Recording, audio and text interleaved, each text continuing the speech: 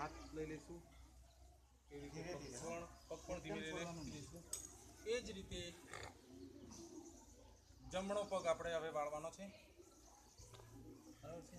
ડાબો હાથ એ જમણા પગને અડે તો અડાડવાનો, જમણો હાથ પાછળની બાજુ, ધીમે રહીને નજર આપણી